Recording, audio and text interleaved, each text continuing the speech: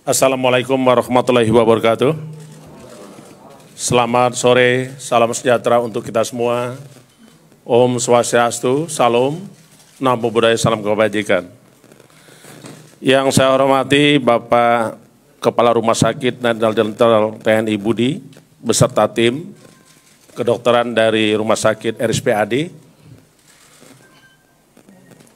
perwakilan dari ID, Dr. Joko, Dr. Pujo, segenap hadirin sekalian yang saya hormati, para wartawan, jurnalis, dan seluruh warga negara Indonesia dimanapun berada, yang saya cintai, yang saya banggakan, dan tentunya pada sore hari ini, perkenankan kami akan menyampaikan terkait dengan perkara dugaan tindak pidana korupsi, penerimaan hadiah atau janji, dan gratifikasi terkait dengan proyek pembangunan infrastruktur di Provinsi Papua.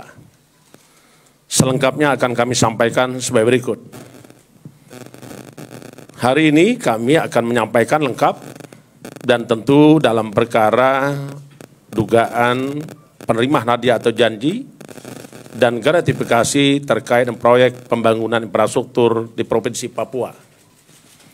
Dalam perkara tersebut, KPK telah menyampaikan bahwa ada 2 orang tersangka, antara lain pertama adalah RL, swasta, Direktur PT TBP.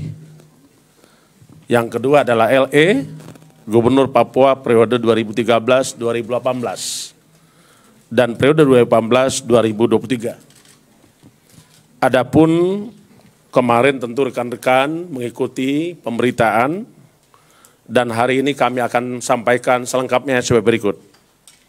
Pada hari Selasa tanggal 10 Januari 2023, sekira pukul 12:30 waktu Indonesia Timur, tim penyidik mendapatkan informasi terkait dengan keberadaan tersangka LE yang sedang berada di salah satu rumah makan di kota Jayapura. Selanjutnya tim penyidik langsung bergerak melakukan penangkapan. Tindakan penangkapan ini dilakukan dalam rangka mempercepat proses penyidikan. Di samping itu juga kita tahu bersama bahwa saudara LE tetap saja menunjukkan sikap tidak kooperatif. Setelah dilakukan penangkapan, tersangka E dibawa ke markas Brimob Polda Papua untuk dilakukan pemeriksaan. Dan yang bersangkutan selanjutnya kita bawa ke Jakarta. Dalam rangka memastikan kesehatan tersangka LE, tim penyidik kemudian membawa ke Rumah Sakit Pusat Angkatan Darat Gatot Subroto untuk dilakukan pemeriksaan medis langsung oleh tim dokter dengan pendamping tim penyidik dan dokter dari KPK. Malam tadi kita datang jam 21:48 tiba di Rumah Sakit RSPAD. Pemeriksaan tersebut meliputi pemeriksaan fisik, tanda vital, laboratorium, dan jantung, dan juga EKG, yang kemudian pendapat dari dokter menyimpulkan bahwa tersangka LE diperlukan perawatan sementara di Rumah Sakit Pusat Angkatan Darat. Mengenai waktunya, tim dokter yang bisa menentukan, namun pada prinsipnya setelah seluruh selesai, kami segera akan melakukan pemeriksaan terhadap saudara LE. Tentu perawatan sementara diperlukan untuk tindakan pendalaman lebih lanjut, yang tentunya akan dikomunikasikan antara Rumah Sakit Pusat Angkatan Darat dengan tim Ikatan Dokter Indonesia dan juga dokter KPK. Kami pastikan bahwa perkara yang sedang kita tangani ini tetap kita lanjutkan dengan berpedoman kepada ketentuan prosedur hukum dan peraturan perundang-undangan yang berlaku. Dan tidak juga boleh kita kesampingkan bahwa KPK tetap taat azas terhadap azas-azas pelaksanaan tugas pokok KPK. Kita bekerja untuk kepentingan umum memastikan kepastian hukum dan keadilan dilakukan secara transparan dan proporsionalitas, dan kita sampai kapanpun akan tetap menjunjung tinggi hak-hak asasi manusia. Dalam rangka kepentingan penyidikan, tim penyidik melakukan penahanan terhadap saudara LE untuk 20 hari pertama terhitung tanggal 11 Januari 2023 sampai dengan tanggal 30 Januari 2023 di Rumah Tahanan Negara KPK Pomdam Jaya Guntur. Mempertimbangkan keadaan kondisi tersangka Lukas NMB, maka penyidik KPK melakukan tindakan hukum berupa pembantaran untuk sementara kepentingan perawatan sementara di Rumah Sakit RSPAD sejak hari ini sampai dengan kondisi yang membaik, khususnya dalam hal pertimbangan kesehatan tersangka Lukas NMB. Adapun konstruksi perkara perlu kami sampaikan kembali lebih lengkapnya sebagai berikut. Tersangka Lukas NMB di tahun 2013 pertama kali dilantik sebagai Gubernur Papua untuk periode 2013-2018 dan terpilih kembali pada tahun 2018 sampai dengan 2023. Dengan kedudukannya sebagai gubernur, tersangka Lukas NMB LE kemudian diduga ikut terlibat hingga berperan aktif dalam beberapa kegiatan pengadaan proyek infrastruktur di Dinas PUPR Pemprov Papua dengan memenangkan perusahaan tertentu, di antaranya perusahaan milik tersangka RL, yaitu PT TBP, untuk mengerjakan proyek-proyek multi-years. Agar dimenangkan, tersangka RL yang sudah kita lakukan penahanan sebelumnya, diduga melakukan komunikasi dan pertemuan hingga memberikan sejumlah uang sebelum proses pelelangan berlangsung.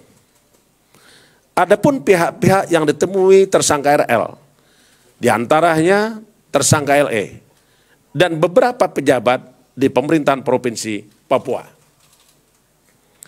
Melalui pertemuan tersebut, tersangka RL kemudian mendapatkan paket proyek pekerjaan di tahun anggaran 2019 sampai dengan 2021, di antaranya sebagai berikut.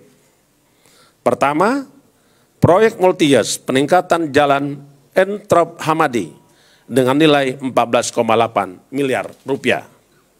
Kedua, proyek multi-years rehab sarana dan prasarana penunjang PAUD integrasi dengan nilai proyek 13,3 miliar. Ketiga, proyek multi-years penataan lingkungan Venus menembak outdoors Auri dengan nilai proyek 12,9 miliar. Berdasarkan hasil pemeriksaan, penyidik menyimpulkan bahwa ada kesepakatan yang disanggupi di antara tersangka RL untuk diberikan yang kemudian diterima tersangka LE dan beberapa pejabat di Provinsi Papua. Di antaranya adanya pembagian presentasi proyek hingga mencapai 14% dari nilai kontrak setelah dikurangi nilai PPH dan PPN. Sebelum maupun setelah terpilih untuk mengerjakan proyek dimaksud, tersangka LE diduga telah menerima uang dari ALL sebesar 1 miliar rupiah.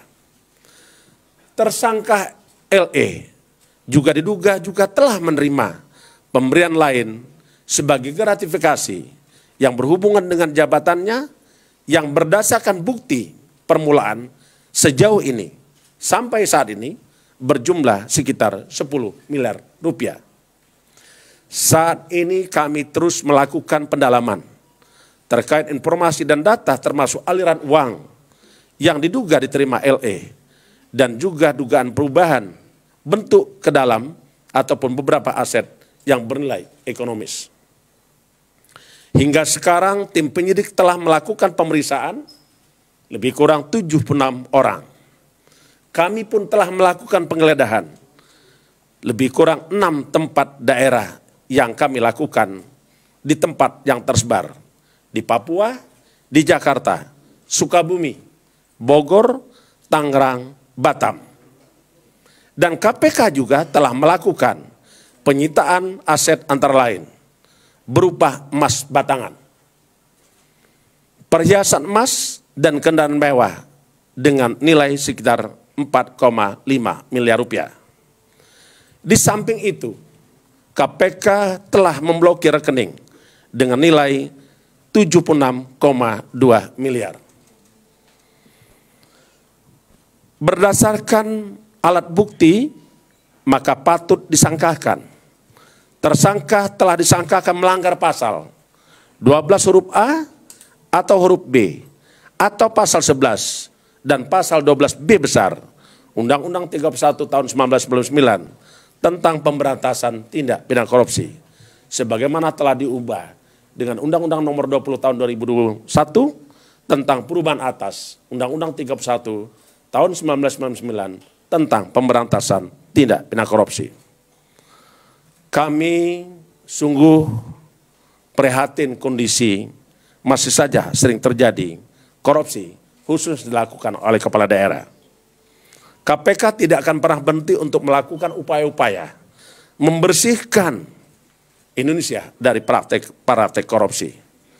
Pada kesempatan ini pun kami segenap insan KPK dan seluruh rakyat Indonesia menyampaikan ucapan terima kasih kepada seluruh tokoh masyarakat, tokoh agama, anak-anak bangsa, khususnya kawan-kawan, rekan-rekan se-Indonesia yang telah memberikan dukungan kepada KPK di dalam menyelesaikan beberapa perkara tindak pidana korupsi, termasuk tindak pidana korupsi yang dilakukan oleh Lukas NMB atau LE, beserta juga pejabat yang lainnya.